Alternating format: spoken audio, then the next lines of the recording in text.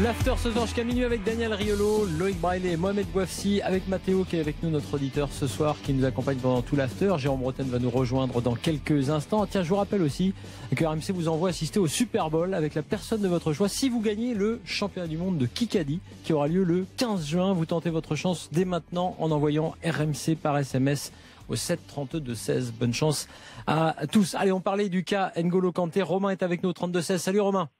Ouais, salut. Alors, qu'est-ce que tu penses de l'avis de Loïc qui dit que N'Golo Kanté est finalement trop réservé, qu'il est en train de se faire piquer sa place? Je suis pas du tout d'accord. Enfin, je suis d'accord sur le principe, mais là où je suis pas d'accord avec Loïc, c'est que ce qu'il faut voir, N'Golo Kanté, c'est un joueur hors norme. C'est un joueur hors norme. Je m'explique. Le mec, il a été meilleur joueur du championnat d'Angleterre, sans marquer de but, sans faire de passes décisives, etc. Les seuls milieux de terrain qui étaient mis en lumière avant, c'était quand même d'un minimum de par leur but, etc. Donc, citez-moi un autre joueur qui, comme ça, a pu être meilleur joueur d'un championnat sans jamais être décisif comme ça. C'est très très rare. Non, mais tu peux être décisif dans ton équipe sans marquer de but et sans faire de passes décisives.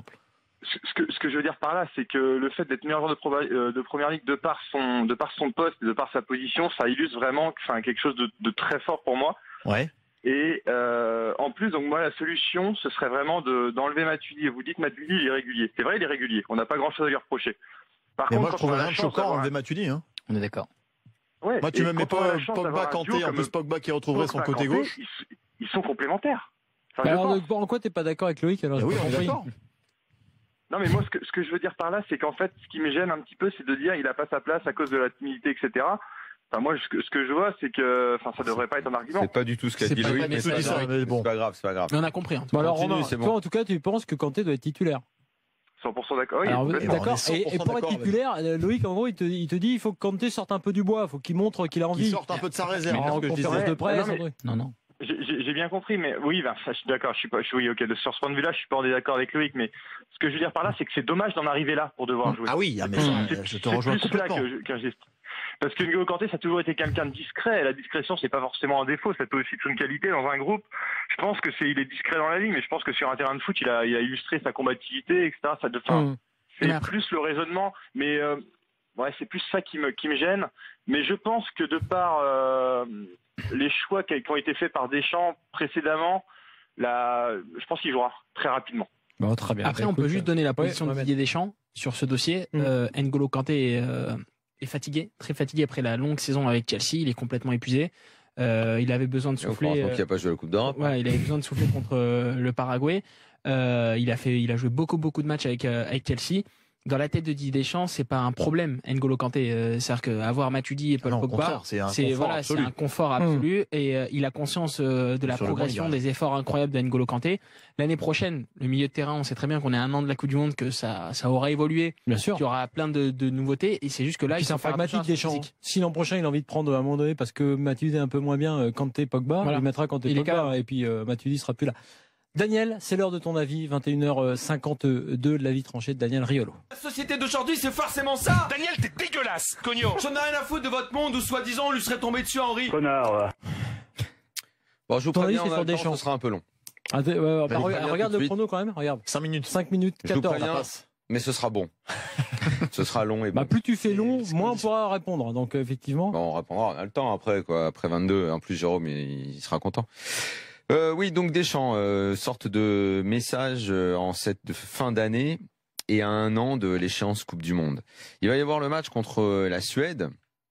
Mine de rien important quand même, petit test, c'est l'équipe qui doit rivaliser avec les Bleus dans la qualification et évidemment on va tous souhaiter que ça se passe bien. Après, vous allez peut-être trouver ça étonnant que je dise ça après la fabuleuse raclée qu'on a passée au Paraguay, c'était quelques heures avant l'apéritif pour Tony Yoka qui s'est baladé contre le vigile de supermarché, là, c'est un petit peu le même genre. Voilà, Yoka contre je sais plus comment il s'appelait, c'était un peu France-Paraguay, donc on va pas non plus s'enflammer, même si on leur a mis une trempe. Et donc il restera, après ces matchs-là du mois de juin, un an pour préparer cette Coupe du Monde. Et ce que j'avais envie de dire, c'est qu'il va falloir régler deux choses très importantes. Un aspect sportif, d'abord, c'est qu'il faut quand même, à un moment ou à un autre, que l'équipe de France, elle se trouve un style.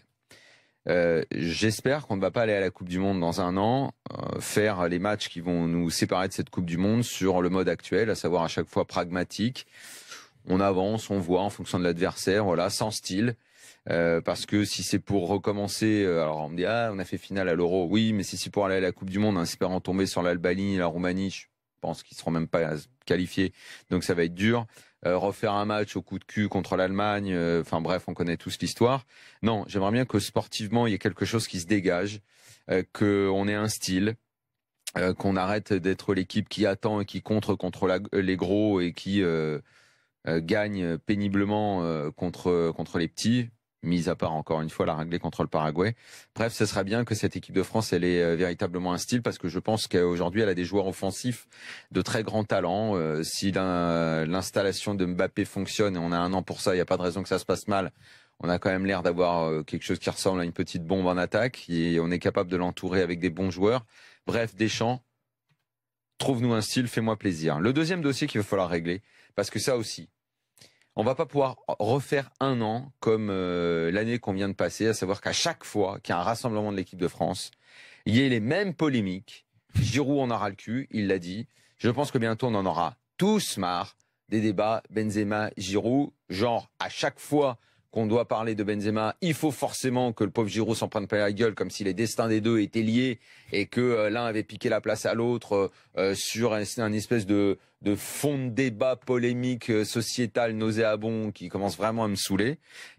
Et pour ça, il va falloir qu'on la règle, cette question, une bonne fois pour toutes. C'est Deschamps qui peut la régler.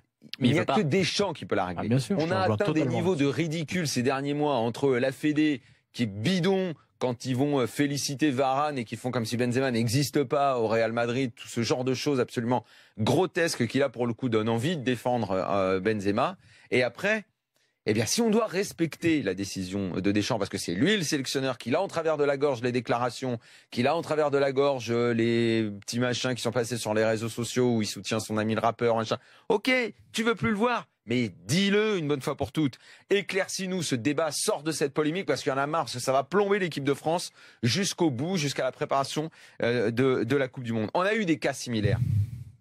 Il y a pas mal de nos jeunes auditeurs qui doivent pas se souvenir. À chaque fois, on rappelle les faits, mais visiblement, on a du mal avec l'histoire et tout. Mais je vous assure qu'écarter Cantona en 96, c'était énormissime. Le mec était un crack, c'était un dieu en Angleterre, et l'Euro en plus avait lieu là-bas. Jacquet est allé le voir. Il a pris, pardonnez-moi l'expression, ses burnes. Il est allé voir Cantona. Certes, il a un peu bidonné la discussion, genre j'ai envie de te faire jouer la 1, mais en tout cas, il est allé le voir. Au revoir Cantona.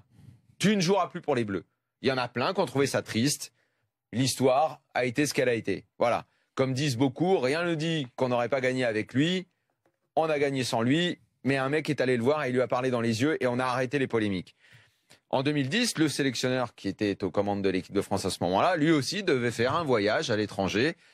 Lui aussi est allé voir un joueur important, Thierry Henry. Il est allé voir Thierry Henry, sauf que quand il est arrivé à l'aéroport de Barcelone, il s'est aperçu que les burnes étaient restées à la maison. Il a changé de discours. Donc, il a dit à Henry, finalement, tu vas venir. C'est vrai. Parce que, non, il s'est aperçu dans la valise, merde, où sont les burnes, merde, elles sont restées à Paris. Donc, bon, Henry, tu viens. C'est lui qui l'a raconté en plus. Hein. Voilà. Donc, de lui-même, dans son. Et là, maintenant, il y a un autre joueur important, parce que les deux que j'ai cités sont quand même des mecs à 1. Voilà, Benzema est effectivement un joueur très important au Real Madrid. Son palmarès est absolument incroyable. En fait, on a vite tranché, puisqu'il te reste 5 secondes, c'est Deschamps prend tes burnes. Bah, Deschamps, fais-nous plaisir. Donc, fais-nous plaisir, c'est résoudre toutes les questions. Là, tu viens de perdre tes burnes. Voilà. Mais non, mais prends tes burnes ou fais-nous plaisir. Non, mais c'est ça, oui. Mais fais-nous plaisir. Fais-nous plaisir avec le jeu. Si t'as une conclusion, tu vas la faire après 22. C'est un petit teasing. Parce que là, c'est pas mal, t'es bien. Un tout petit peu long. Donc on va dire au revoir à Loïc Braillet et à Mohamed Bouafsi. Attendez. Ils vont s'en aller, ils vont même pas entendre. Non, mais si. Moi, je vais manger. Et Jérôme, il va arriver, il va Ils vont écouter sur leur portable. L'application RMC Sport. Bah évidemment. Et l'application RMC sur le téléphone. Bien sûr, pour continuer à écouter l'after ou alors le podcast. Elle est bon en pub, moment. Allez, tiens, on va juste faire un petit détour par l'Astrobal avant de faire notre petite pause de 22h. Jérémy Donzé pour le match 4 Asvel Strasbourg, c'est la Pro de basket. Avec un match qui va se jouer sur des détails, on annonce un match très serré. Bien pas manqué, 52 partout entre les deux équipes, alors qu'on va entamer le 4e et dernier quart-temps, peut-être le dernier de cette demi-finale entre Lasvel et Strasbourg. Merci beaucoup. Dans quelques instants, 22h. Merci Momo pour toutes ces infos. Merci Loïc de venir dans cette émission. Et l'after revient. Allez, 11 ans l'after. Déjà 11 ans et 2 mois. Allez, dans quelques instants on revient et on est ensemble jusqu'à minuit. À tout de suite.